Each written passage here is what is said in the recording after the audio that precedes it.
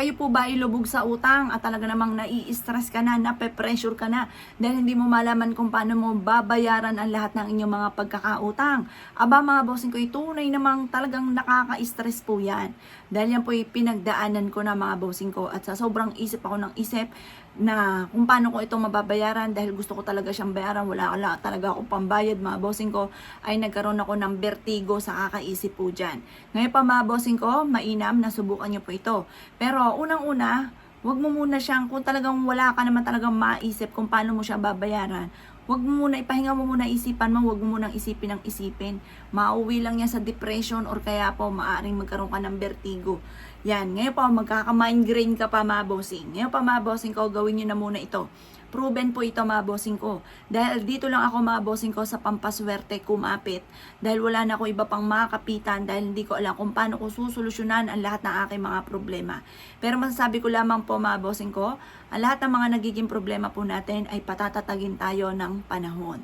Yan pa mga bossing ko ay gawin nating motivation ang lahat ng mga nagaganap sa atin mga bossing ko na ito ang maging dahilan para mas maging fighter tayo sa hamon ng buhay. Ngayon pa mga bossing ko, ito lamang po ang inyo pong gagawin. Kumuha kayo ng salamin. Ayan, yung salamin. Kahit anong salamin mga bossing, kasi ito yung salamin ko. Salamin to ng anak ko mga bossing. Bali, 3 nga po ito. Kinuha ko lang tong isa mga bossing. Pero matagal ko na tong gamit. Ngayon pa mga bossing ko, siya lang yung bumili mga bossing. Ngayon pa mga bossing ko, ito yung salamin ha mga bossing. Tapos, kumuha po kayo mga bossing ko ng barya. Gumamit kayo ng 5 barya mga bossing, 5. Yan, 5 barya mga bossing. Yan, kagaya po niyan. Ang gagawin nyo lamang pa mga bossing ko, hugasan nyo muna yung barya. Pagkatapos po niyan, kahit basa-basa na po yan, ilagay nyo na yan dyan sa salamin. Mga bandang alas 7 nyo ito gawin. Unang Biyernes at unang Martes. Pwede nyo po itong gawin mga bossing. Tignan na sa kalendaryo. Ngayon po mga bossing, pero pwede naman itong gawin sa sunod muli na buwan o hindi lang ngayong buwan ng Agosto mga bossing. Basta kung ikaw po ay maraming mga pagsubok na pinagdadaanan at gusto nyo ura-urada ay masolusyonan kagaya ng utang para mabayaran na kagad, lalo na kung ang utang po ninyo ay may tumatakbong metro, nalintikan ka. Kumbaga, ibig ko pong sabihin ay may tubo, malaki ang tubo, nakoy, nalintikan ka. Ngayon pa mga bossing, kayo ganito lang ang inyong gagawin para mabayaran na natin yan kaagad. Pero paalala lamang mga bossing, sipag ha. Sipag. Kaya natin to gagawin mga bossing ko dahil minsan kasi may pagkakataon masipag ka, matyaga ka, pero minamalas ka pa rin. Diyan papasok ang mga pampaswerte para may patutunguhan ng ating sipag at tiyaga mga bossing. Ngayon pa mga bossing ko, itong ating salamin at ang 5 piso mga bossing. Ang 5, 3, or 7, mga magagandang numerong gamitin po yan sa panghatak ng swerte. Tapos kapag sinuswerte ka na, nandiyan na yung swerte para tuloy-tuloy, 8. Ganun pa mga bossing. Pero kung wala pang swerte, mga bossing, ang gagamitin nyo, 3, 5, or 7. Pero ang isa rin sa pinaka-the best, 7 mga bossing. Yan, 7. Kasi nanditong barya ay 5 lang. Pero mas maganda 7. Ngayon pa mga bossing ko, ginamit nyo na yung 7. Ngayon pa mga bossing ko, harap ka sa gawing silangan ng mga bandang alas 7 ng umaga.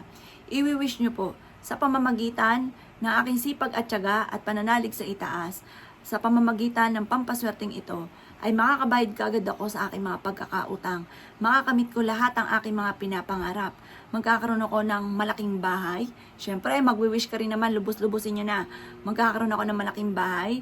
Magkakaroon ako ng magagarang sasakyan. Matutupad ang lahat ng aking mga pinapangarap. Siksik-liglig at umaapaw laging araw-araw na maraming blessing ang dumating sa akin. Ganon ang mga pagwi-wish mga bossing.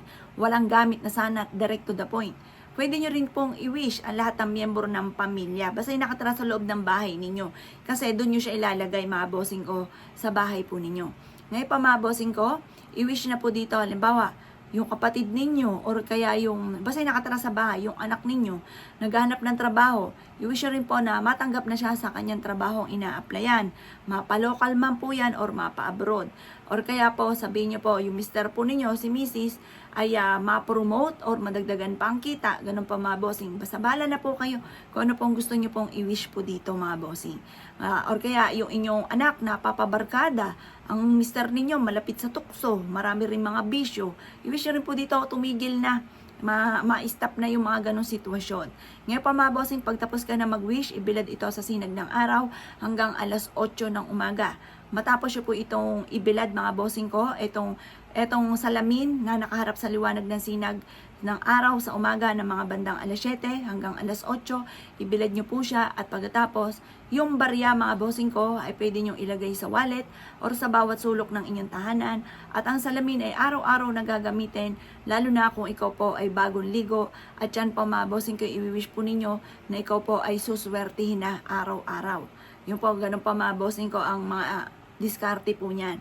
Kailangan lagi tayong positive. Kailangan lagi natin sasabihin yung mga magagandang salitain.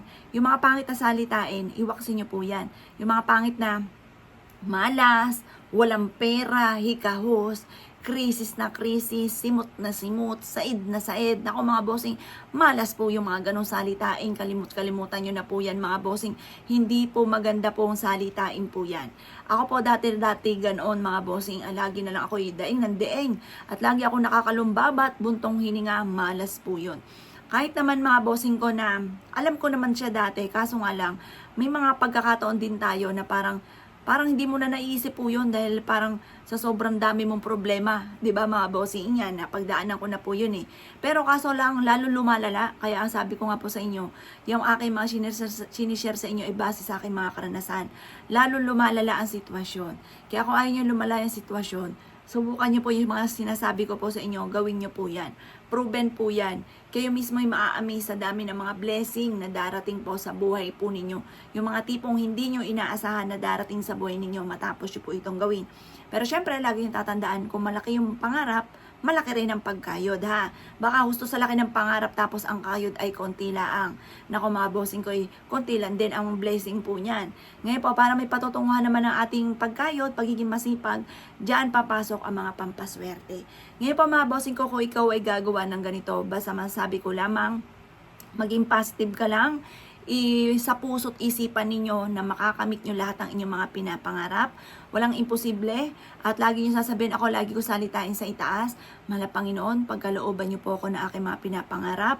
Kahit isang pagkakataon lang, hindi ko sasayangin ang inyong ipagkakaloob sa akin na blessing ay talagang lalo kong sisipagan. Ganun po mga bossing. Lalong sisipagan. At yun nga po yung nakamit ko nga po mga bossing. Lalo ko na masinipagan. Lalong dumarating ang blessing. Kasi may tao na yan na yung blessing, tinatamad na. Parang okay na yun, yung mga ganon. Ngayon po, wag mo sasayangin. Kapag umenter na sa inyo ang swerte, lubos-lubosin nyo na po yan. Lalo mo sisipagan. At saka tiyaga-tiyaga lamang dahil wala naman pong isang click ay may pera ka na. Walang isang click ay mayaman ka na. Wala pong ganon. Pinagtatrabahuhan po yan talaga. Kaya lang kailangan po natin ng mga ganito dahil kahit minsan, kahit anong kayod natin parang sa walat-wala. Para may patutungan na ating pagkayod, subukan nyo po ito mga bossing. At kung kayo naniniwala at nais nyo po itong gawin, asya mga boss, good luck po sa inyo po lahat.